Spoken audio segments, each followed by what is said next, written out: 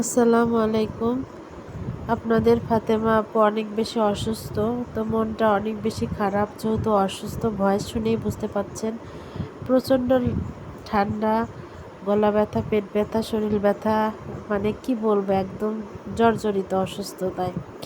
এরই মাঝেই ভাবলাম যে একটু অসুস্থ যেহেতু, একটু বাসাটাকে পরিপাটি করে একটু সাজাই, তাহলে হয়তো ভালো লাগবে। প্রত্যেকটা রুমের বেডশিট চেঞ্জ করে নিলাম।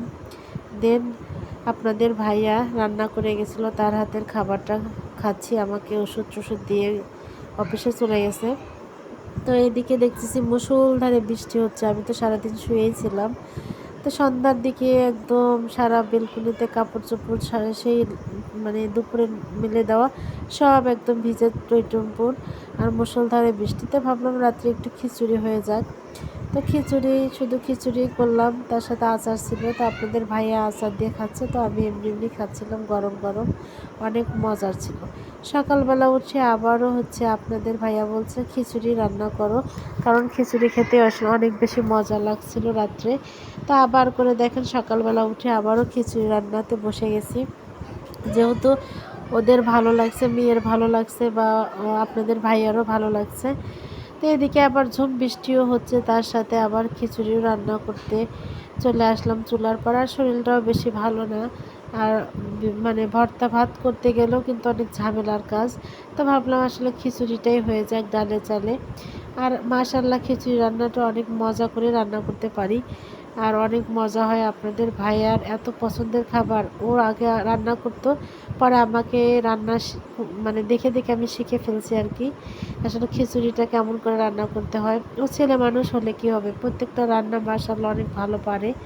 আমি অসুস্থ হলেও সমস্যা নেই, মাঝে মাঝে টুকটাক রান্না বান্না সেই করে। আর আলহামদুলিল্লাহ আমার মেয়েও বড় হয়ে গেছে। তবে মেয়ের শরীরটাই আমার শরীরের চেয়েও বেশি খারাপ। তো মা মেয়ে দুজনই অসুস্থ। রান্না চুলার পুরো উঠিয়ে দিয়ে আমি যে হচ্ছে দরজাটা জানালাটা খুলে দিচ্ছিলাম, মানে কেমন জানি বদ্ধ ছিল সারা রুম।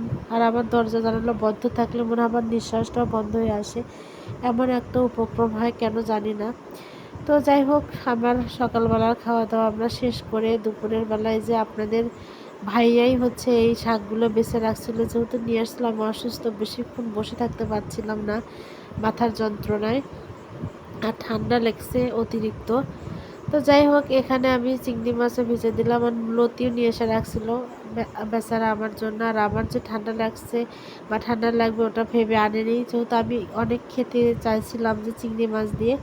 তো কি আর করব, লতিগুলো ফ্রিজে কেটে রাখছে, নষ্ট হয়ে যাচ্ছে। ভাবছি যত ঠান্ডা লাগুক না কেন খেয়ে ফেলি, যা হয় হোক, মরি, লতি খাই মরি, আর কি আর করা, তাই না ভাইয়া আপুরা? তো যাই হোক, আমি রান্নার রুমে চলে আসলাম। আর চাল কুমড়ার শাকটা আমি ভাপ দিয়ে নিয়েছি, এখন তেলে দিয়ে নেব। আর আমি এভাবে শাকটা রান্না করে থাকি। জানি না আমার রান্না কেমন হয়, তবে আমার বাচ্চারা, আমার হাজব্যান্ড খেয়ে অনেক প্রশংসাই করে, তাদের কাছে ভালো লাগে। আলহামদুলিল্লাহ, আমি এতেই খুশি। খুব ভালো রাঁধুনি না, খুব ভালো পাকুনি না, যে মানুষ কে কী বললো এটা যায় আসে না। আমাদের পরিবারে আমরা সুন্দর সবাই মিলে খেতে পারি, এটাই আলহামদুলিল্লাহ। তো যাই হোক, এখানে আমি চিংড়ি মাছগুলা কষায় নিতেও পারতাম, বাট আমি লতিটাকে একটু কষায় নিয়ে তার উপরে দিয়ে নিলাম, যত ছোট চিংড়ি। তারপরও মাশাল্লাহ খেতে অনেক ভালো লাগছে। আর আমার চিংড়ি মাছের ফ্লেভার হলেই ভালো লাগে। আপনার ইলিশ মাছ, চিংড়ি মাছ, এগুলো আসলে একটু যে যা দিয়ে রান্না করেন না কেন, তাতে যদি একটু ফ্লেভার থাকে, তাতে আমার অনেক মানে ভালো লাগে, এই আর কি। তো যাই হোক, লতি দিয়ে চিংড়ি মাছটা রান্না করলাম, অনেক ভালো লাগলো। যেহেতু দেশি লতি এবং দেশি চিংড়ি মাছ, ছোটো চিংড়ি মাছ, অনেক মজারই হয়েছিল। আলহামদুলিল্লাহ, আপনাদের ভাইয়া খেয়ে প্রশংসা করলো যে অনেক মজাই হয়েছে। তো ওর প্রশংসা পেলেই সবচেয়ে বেশি ভালো লাগে। আর আমার মেয়েটা অবশ্য মাঝে মাঝে আমার রান্নার ভুল ধরে, বলে আম্মু তুমি আরও সুন্দর করে রান্না করতে পারতে, এই হয়েছে সেই হয়েছে। ওর আবার ফুপুরা অনেক ভালো রান্না পারে, তো এটা ওটা বলে। আমি বলছি তুমি শিখো বাবা, আমি যেমন রান্না করে দিই তেমনই খাও, এই আর কি। তো যাই হোক, এখানে চাল কুমড়ার শাকটাও ভেজে নিলাম। বিশ্বাস করেন, চাল কুমড়ার শাকটা এত বেশি মজা, যারা খাননি অবশ্যই খাবেন, দেখবেন অনেক মজা। আর এই শাকটা ভর্তাও কিন্তু অনেক বেশি মজা লাগে। তো এইভাবে আমার রান্না বান্না ডেইলি লাইফস্টাইল আপনাদের সাথে একটু শেয়ার করি ভাইয়া আপুরা।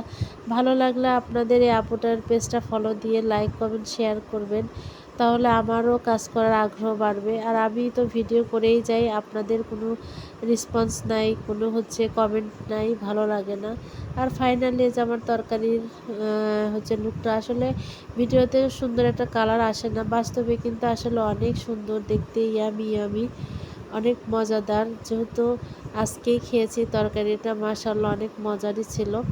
তো সবাই আমার জন্য দোয়া করবেন, আমার মেয়েদের জন্য দোয়া করবেন, আমরা যেন একটু সুস্থ থাকতে পারি, সুন্দরভাবে জীবনযাপন করতে পারি।